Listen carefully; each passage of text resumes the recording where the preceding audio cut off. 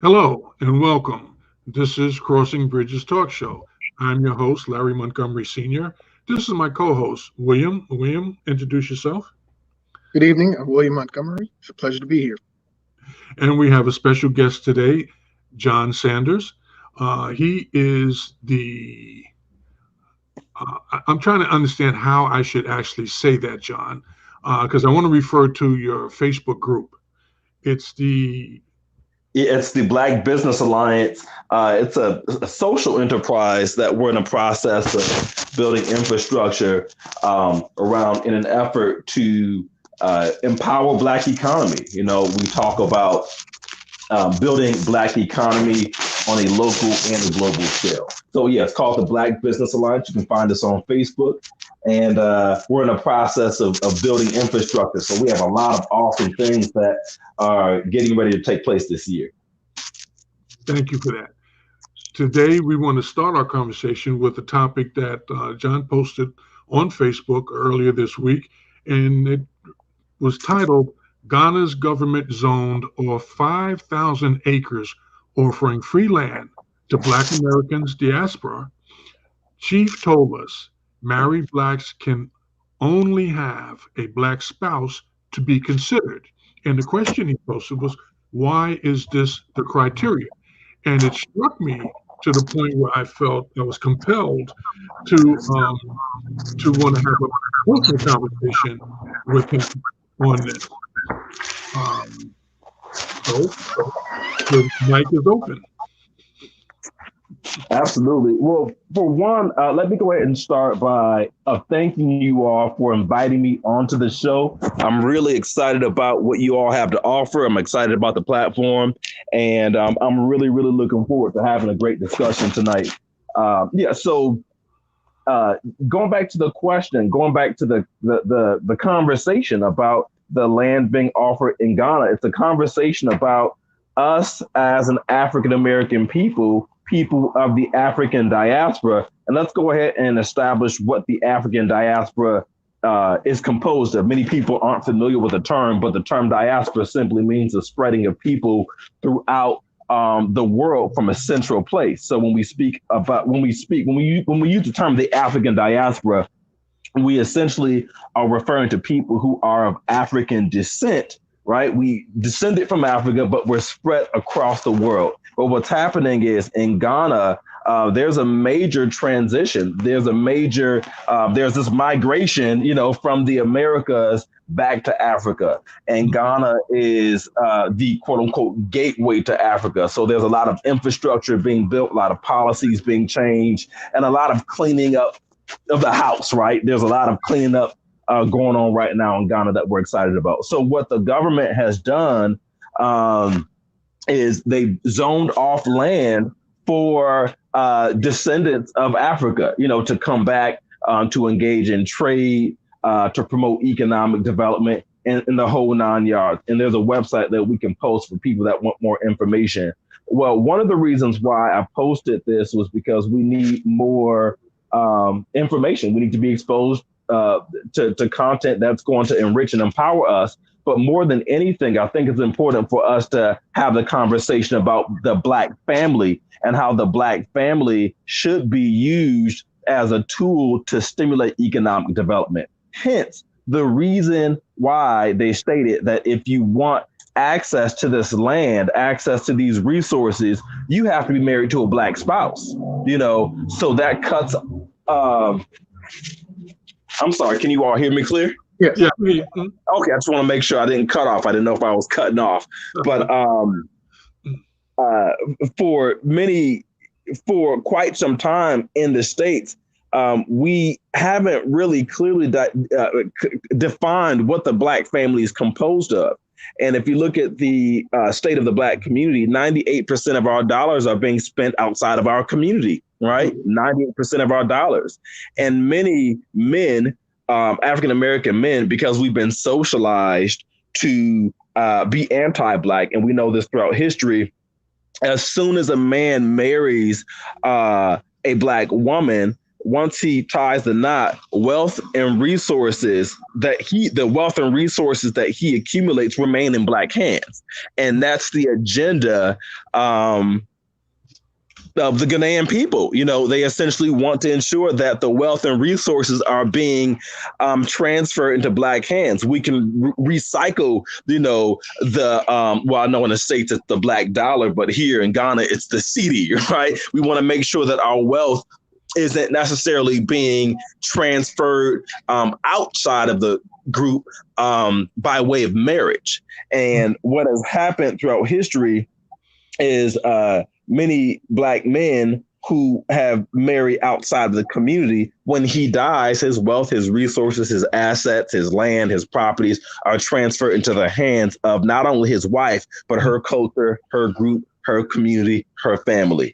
And we don't judge anyone for their decisions, but if we're serious about creating Black transgenerational wealth, there has to be a conversation about keeping resources within the community by way of Black family. So I'm a little long-winded, but I just wanted to bring some context there. That's fine, because we really want people to get an opportunity to understand, and through communications, this is the only way we're going to understand it, even to accept the invitation to consider the offer. Most people are going to want to ask some questions as to, well, what does that mean?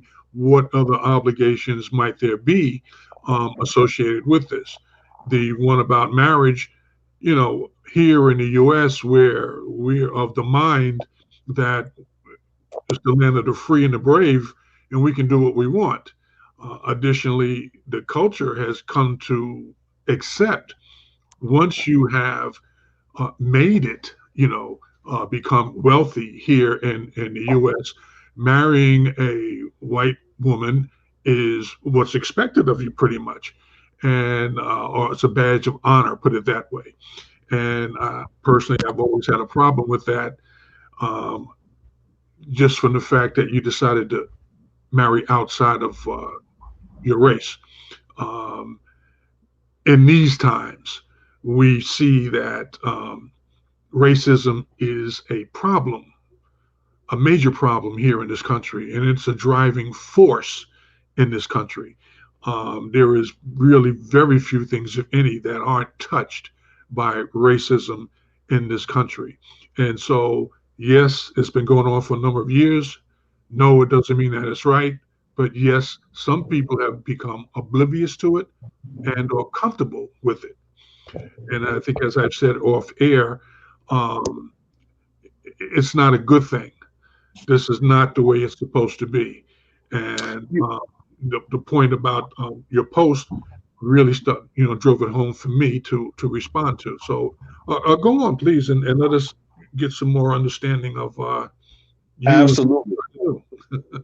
Yes. So you brought up very, very significant points. Very, very, very significant points. And I think that now we're in a time where there's just elevated consciousness. Things that were normalized in the previous generation. In this generation, we're saying, wait a minute, we're seeing some red flags here, right?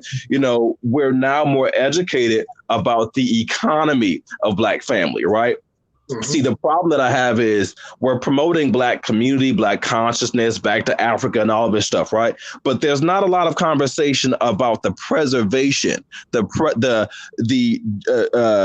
transgenerational, right, preservation of the Black family. How do we preserve the Black family? And there has to be a conversation about what that looks like economically, So, this has less to do with, white man dating Black man dating white woman. It's more than just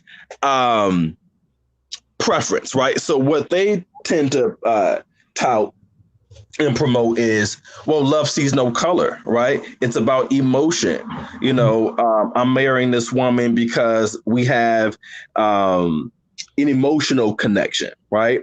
But at what point do we have the conversation about being economically strategic?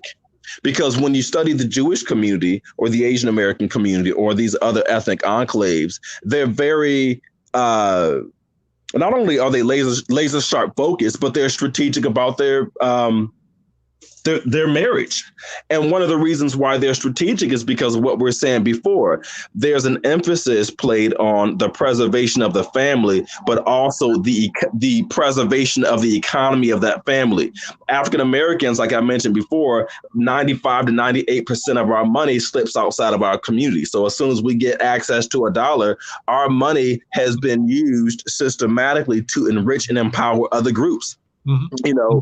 70% of African American women are single. And according to statistics, the majority of African American women will not achieve marriage and are also the last and the least likely to achieve marriage. So with these type of statistics and this dynamic, this imbalance in the community, how do we talk about building Black wealth and building Black economy, but we ignore the foundation of what Black economy is, and that's the Black family. Yep. That's the Black family. Well, and these conversations need to be had. Mm-hmm. Okay. One of the things that you said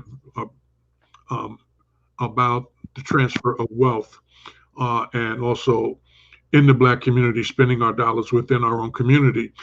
A lot of us will talk about spending, by Black and do business with Blacks type of a thing. But the reality is that we don't really do it, and we don't do it. If we do it, we don't do it well and effectively. Mm-hmm. The point here is when we talk about transferring wealth, our legacies, when it's time for that to happen, that's permanent. It's not one of those things where it's like, I bought Black sneakers yesterday from my brother on the corner, but then I went and I bought all my groceries at Walmart type of a thing. And so, you go back and forth. Well, he didn't have it, they have it, or whatever. When you die, your wealth, your assets transfer to the next in line, which is most likely the wife. And so if you married out of your culture, out of your race, that's where that wealth is going to go. Wealth is relative. It might be an old Ford, that's what you own, or it could be $1 million mansion. Whatever it is, it's something that is no longer, when you have that kind of relationship, a Black and a white relationship, husband and wife, it's guaranteed that wealth is leaving the Black community. Absolutely. By way of marriage. And this is what happened back in the night. And I know for a fact, you're more educated than I am about this topic because you actually lived through it. I had to research through history books. But when you look at the integration ideology, the ideology of integration back in the 60s, when Black people were encouraged to mix into the framework of the mainstream society, we were taught to integrate. And what happened, it sounds like a really innocent ideal, right? It sounds like a very noble ideal. Let's integrate and mix into mainstream society. But think about how that affected us economically.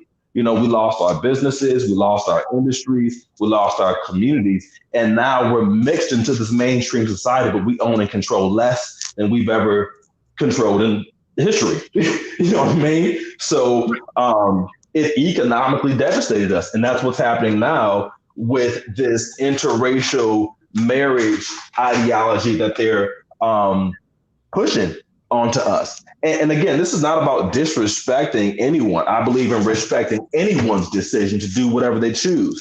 But there has to be a conversation about being strategic about Black relationships in a time when the relationship between Black men and Black women has been systematically sabotaged.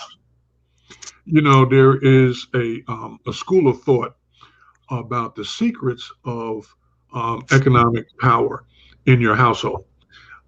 Those of us who are, let's say, in the lower middle class and upper lower class, have one way of thinking.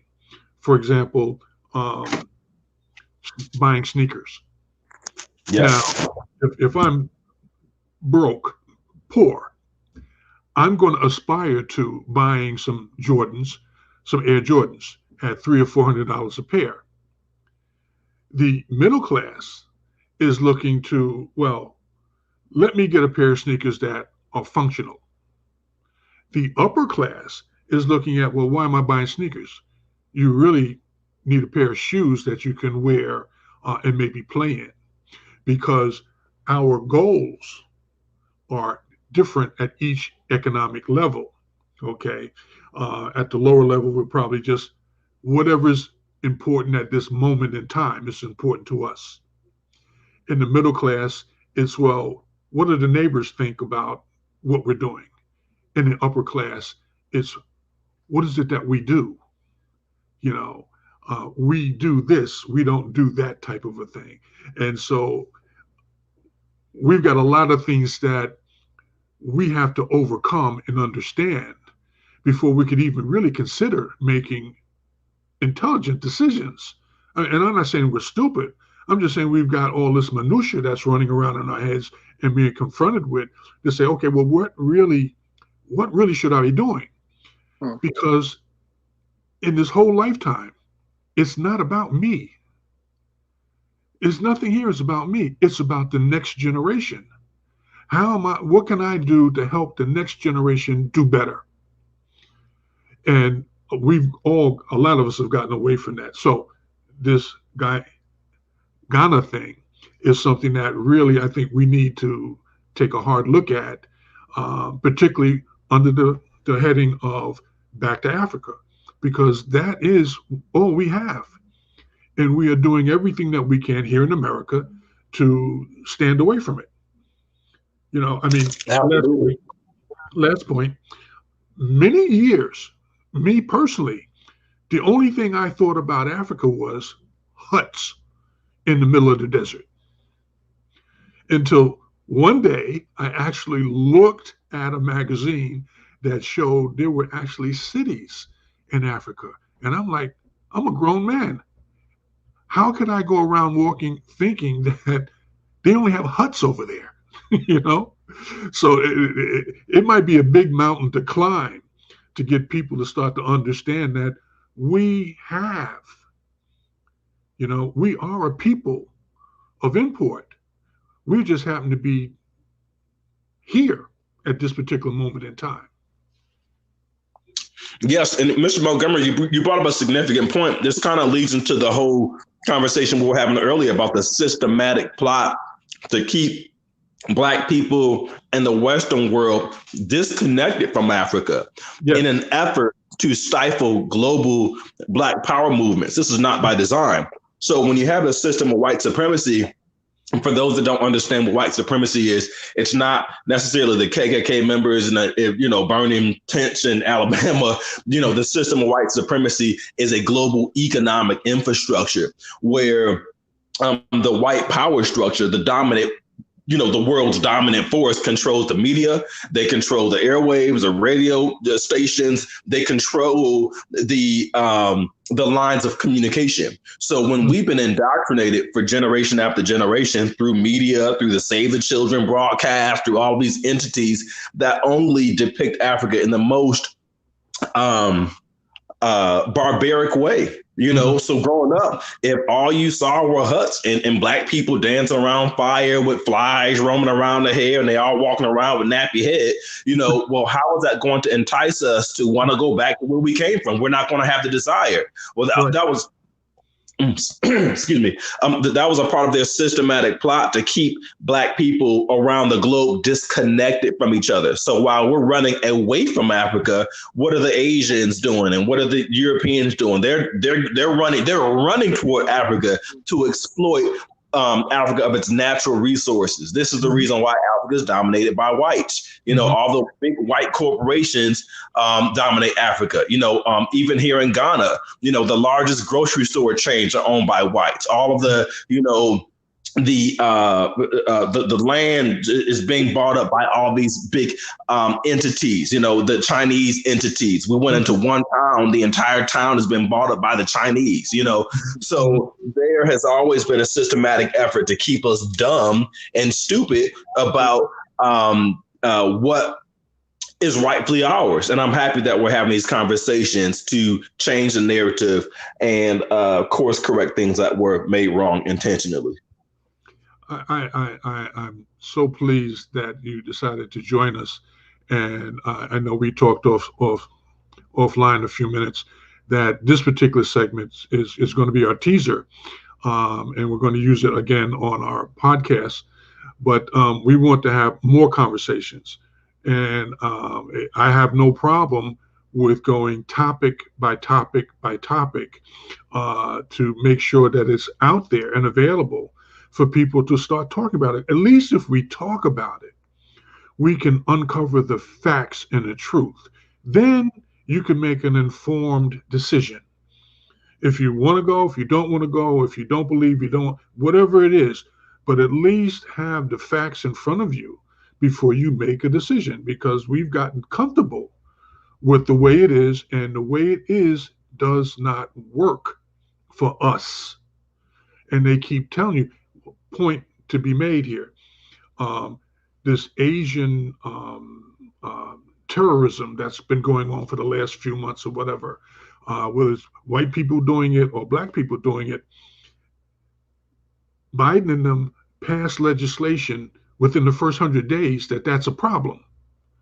We as black people have been abused by police, law enforcement for the last 10 years, easy, that it's become public, public has become aware of it. And they are still working on legislation to make that a problem for them to continue to do it. So why is it so easy to pass legislation for the Asian community? And I got nothing against Asians. I got other things on my mind to worry about them or white people. I'm just trying to survive. And it's like everybody has decided, well, the last one on the totem pole is us. Mm-hmm. So who's holding up the totem pole? Us. And why are we doing it without getting the benefit? That's our question that we need to deal with. Why are we continuing to allow ourselves to be sat at the bottom of the telephone pole or the totem pole, whatever, and not get any benefit? And see what everything you brought up is so significant. See, these are the real conversations that people in the mainstream are not having. Everything that you brought up is not only significant, but it's thought provoking. See, we can't change our conditions if we have this mindset of, I'm going to support you just because you're Democrat, or I'm going to support this candidate simply because they're black, when they have not offered any tangible benefits to us. Just like you were saying before, you said it before. The Asian Americans got policies passed. Illegal immigrants are now getting policies passed. They're getting resources allocated specifically to them, specifically to their group, illegal immigrants. And you have black people, and this is the same dynamic I saw back in New York. Black politicians, black people in positions of power who will speak more about how illegal immigrants need to benefit, when African Americans are the ones who not only built America, but we're the group of people whose shoulders every other group will stand on to build their own economies. Right, see, these groups benefit off of what black people created, right? Mm-hmm. But we're talking about everybody else's plight except our own. And this is the reason why I was saying before, we have to be laser sharp focused on our own issues. We don't have time to fight everybody's battle. We need to be laser sharp focused on getting policies passed specifically for black people, right? Not all minorities. And I think we need to watch out for terms that work in our detriment. One of the reasons why they can get policies passed is because we're using terms like all minorities, people of color, all of these large ambiguous terms that don't really mean anything. So once we start to become laser sharp focused on our own issues, and it's okay to be selfish. It's perfectly fine to be selfish. Every other group is selfish.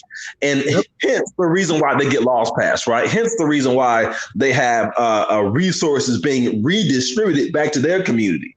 So it's a significant conversation.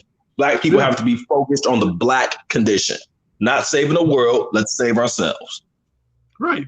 And there's nothing wrong with that. I mean, listen, I get headaches too. I like an aspirin every now and then, especially when a cop has beat me in the head with a stick, and yeah, there's nothing wrong with being greedy. Might not be morally what you want to do, but if you never did, No, that is moral.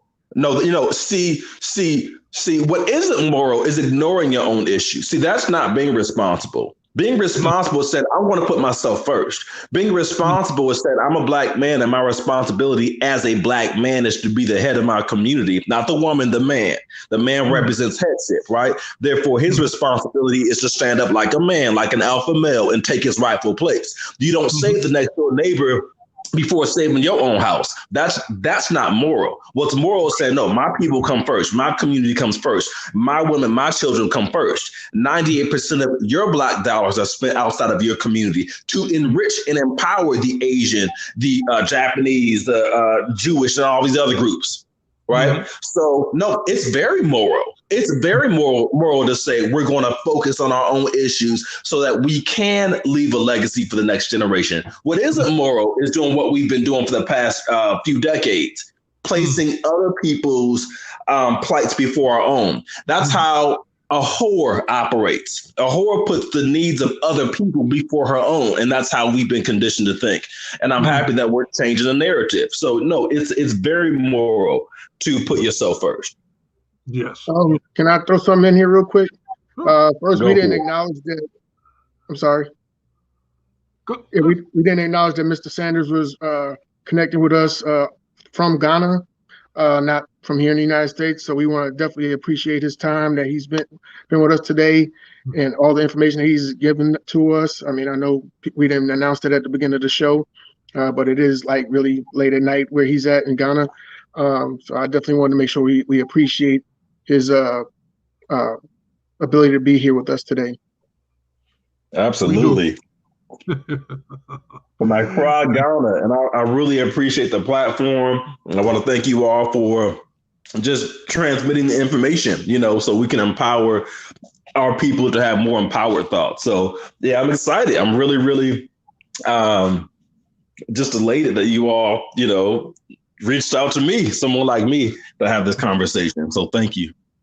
Well, we're going to, like I said, we're committed to continuing to keep the door open for conversations, and that we're going to try to work together to get some sort of let's just say a series going to address some specific topics. And we're going to post that on the show. And as you have time, or if you want to refer some of your colleagues to take a position and to impart that information to us, they're just as welcome as you are. And because this is important, it's as I said before, it's not about me. It's about us, and information. You can't get information if you don't talk. We have to talk about it. Even if you read it, you still need to talk about it so you can get clarity. And so we want to thank you for your time. We'll cut this section at the 30-minute mark, and John, if you're still around, we'll go on to another topic. But this will be the teaser. I want to thank you. I want to thank our viewers, and say as we normally do, God bless you, and we'll see you next week if the creek don't rise. Absolutely. Thank you all for an awesome show. Thank you. Okay, good. I can cut it there and we can go on. Okay, really good. Yeah. So more about what you're doing there. I mean, how did you get connected with this project? Yeah, so by just by association, I've been organizing communities for the past 15 years. So and people have seen the work that I've done, and I'm also building a platform. With the Black Business Alliance, we're working on building a platform. We're working on building our own infrastructure, which is a world of its own. So just by association, they knew that my ideas, my ideologies were in alignment with what their ideologies were and are rather. And they were like, there's an opportunity in Ghana. We know that you're Pan-African, you're about the Black family first, the whole 9 yards. They have a vision and they wanted me to join board. So bam, it was just like the speaking things into existence. I've been talking about these issues for years, you know what I mean? So just by association, to answer your question. Yeah. Well, okay. Okay. Um, it, what's it like over there in Ghana? Well, I don't want to interrupt, but I do have a question. Yeah. Okay. Are there, like, for your type of business or career, is there like some recommendations for other young folks that you might be able to point out there for people that may want to follow in similar footsteps? Maybe not your exact footsteps, but similar footsteps. Absolutely, and that's a great question, and that's actually part of the infrastructure that's being built. It will be designed to facilitate the flow into Africa. But like one of the problems that we have is when African Americans, when we come back to Africa, we're excited, but the reality is we've never been here. We don't know anything about the place. You know what I mean? So it's like sometimes we get lost in the sauce, and then on top of that, we all look alike, so it's not like we stand out. You know what I mean? So we're kind of like so you kind of get lost in the sauce, and people come up to you speaking in Twi and all these different languages, and you're not familiar with the culture. So, so part of the challenge is how do we create a space for African Americans so when they come here, it will be there's an easy transition into the country, into the nation. So that's what's being organized. This is what, and it's not going to happen overnight, obviously, but um, absolutely. But until the infrastructure is built, there are other organizations that do exist here in Ghana. There's the Office of Diaspora Affairs, which is organized by the federal government that helps to facilitate some of that flow into the country.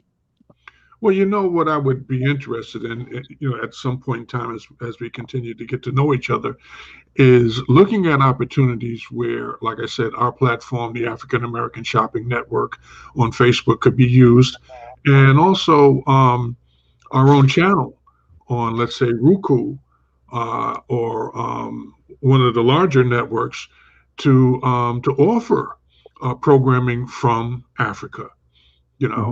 I could see like the show, what they call Mayberry. You remember Mayberry here with Andy Griffin? Yeah, I think so. Okay. I'm 35, so I'm thinking. I don't know if I remember. You may not be that old. I understand. Okay. No. I'm not saying that. Oh, I don't know if I'm not exposed. Rather, that's the word I'm looking for. But my point is that that's one way that you indoctrinate people. You entertain them to understand the acceptability of what you're offering them. Exactly, I agree. Like a Mayberry RFD, I think that's what it was called, by Andy Griffin, who's well known here, about a little boy in the South, and he's living with his aunt, and I believe Andy was his father. Andy was his father, and he was a policeman, the only policeman in town. So a little town, and all kinds of weird things would happen, but it was all in good fun, and you learned a lot of life lessons there. And so my thought is something like that, being able to display the transition from being an American to move into Ghana type of a thing, so people can now understand. So if there's any major production companies over there that might be interested in having a conversation about the development of something like that, this might be an excellent time to do something like that, because this is going to happen. Yeah. Conversation for the fun of it. This is something that's been ordained. It's going to happen. Yes. So we can talk about that at some point in time. I just want you to keep that in mind. Absolutely. And you also asked a question earlier. You were asking how is it like in Ghana? And just to give you a little background, so Accra, ACCRA, if you look it up on a map, Accra is a major city. It's the largest city in Ghana. And it's a well-developed city. So for people who are coming from the States, you have all the amenities that you'll find in the States, such as expressways. You have shopping malls. You have your typical grocery store, like the Walmart style grocery store. You have like national theaters, for like entertainment. So there's a really large and growing young professional type community, kind of like that young and conscious, community, and they all congregate. You have high-rise apartment buildings, and so it's a really, really good life that people can enjoy here because there are a lot of modern amenities. A lot of people can't necessarily adjust like the traditional life. You know what I mean? Like a lot of people wouldn't feel comfortable. It's not realistic to expect someone from America to, move into the village. You know what I mean? Mm-hmm. So, you have very, very, very modern facilities here, complemented by traditional lifestyles. So, yeah, just to give you some context and perspective. That's definitely helpful. And, I want to make sure that, that the door is open, that we might be able to present that as we go along, even if it's just a photo or, little video clip or whatever, because you can always put it on YouTube and show that type of a thing. But, I'm excited about that opportunity. I really am. You look for a niche that's something that excites you, that you can be helpful.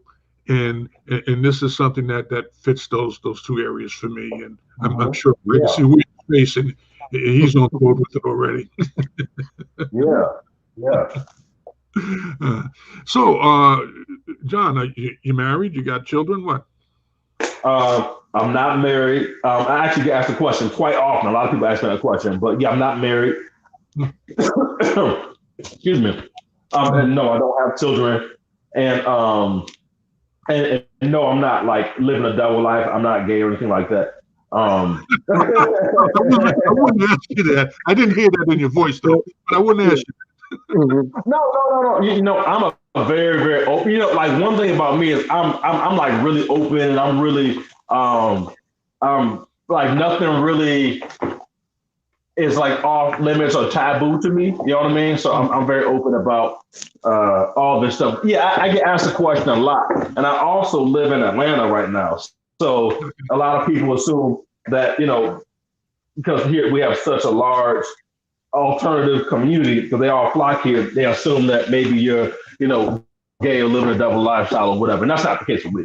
So let's clarify. But yeah, one of the reasons why I chose not to marry is because it would be difficult for me to live the type of lifestyle that I have and have a family and be married. So I had to be a little more strategic with my, with the way that I move. You know what I mean? So. Where are you at in Atlanta? Fulton County? Yeah. So the city of Atlanta is in Fulton County, but I live in Southwest. I'm sorry, I didn't hear that part. You where? Yeah, I live in Southwest. Southwest, yeah. Down on off of Campbellton Road? I'm more Cascade. Okay. We have relatives on off of Campbellton Road in Greenbrier.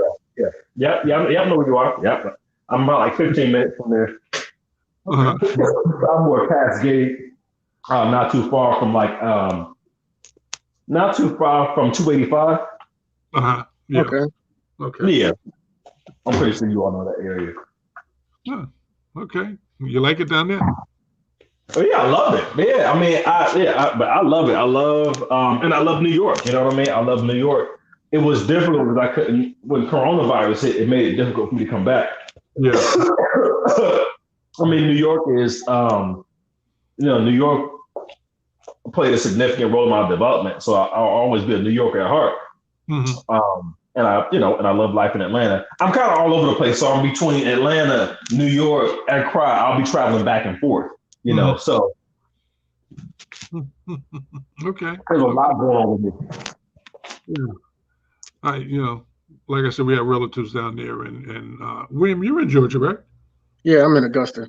It's a little far away, but okay. I mean, it's about 2.5 hours, depending on how you drive. But so you were Georgian too? Okay, that's what's up. I didn't realize that. Mm-hmm. How do you like it in Augusta? Got a sister down there in Augusta, right? Augusta.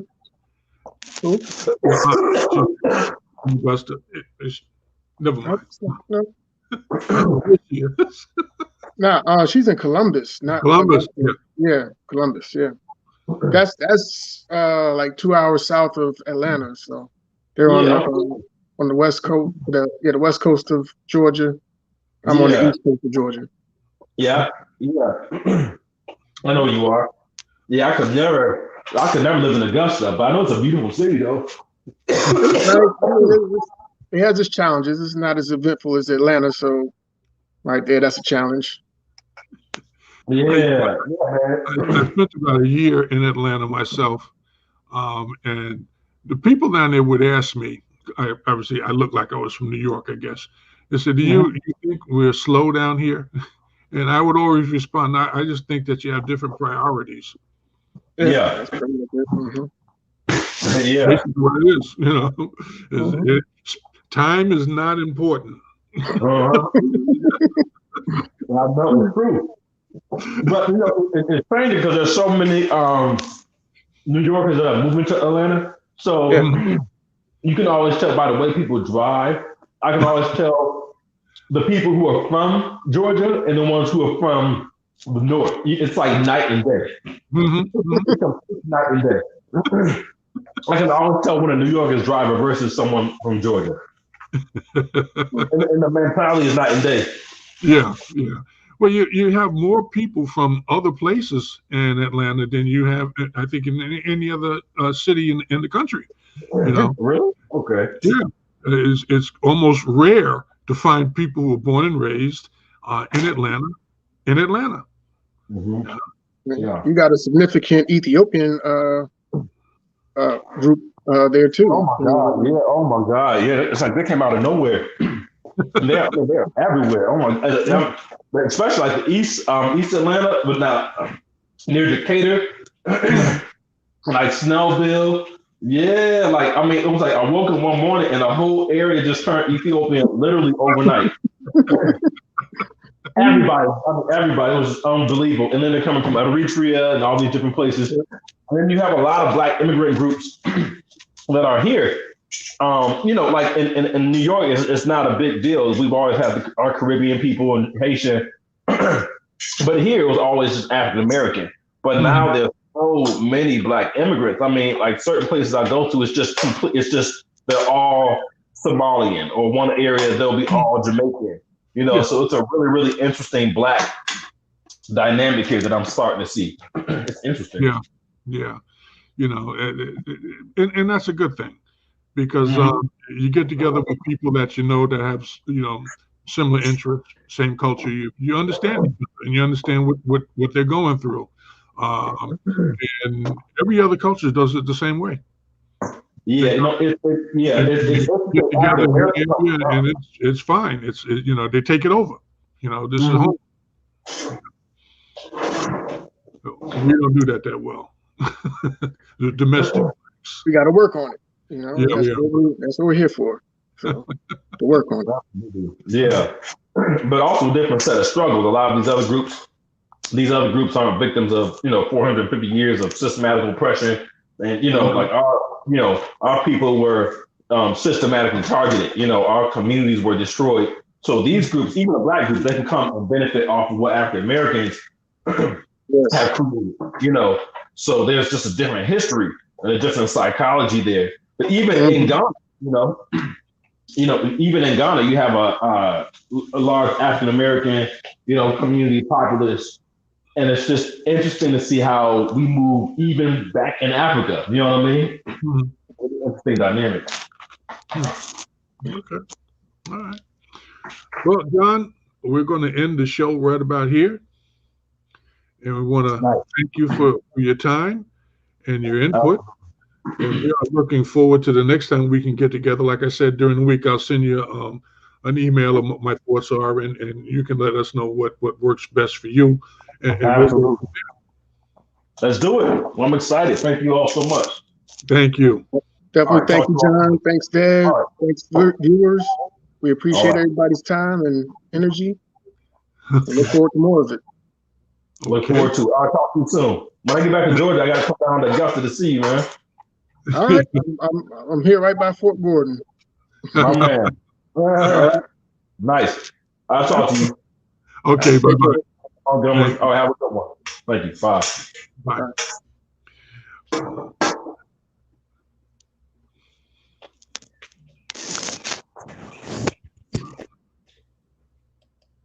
So, well. Yes, sir. Oh, we got to do our commercial? Extend our. Do that. Well, for our viewers, we appreciate you viewing us today, and we would like to extend the ability to send us any recommendations for certain topics that you would like to hear us discuss. And if you would like to participate in the show, please reach out via comment or chat to request access to future shows. Thank you. And right now, you want to say good night, goodbye, God bless, and we'll see you next week if the creek don't rise. God bless.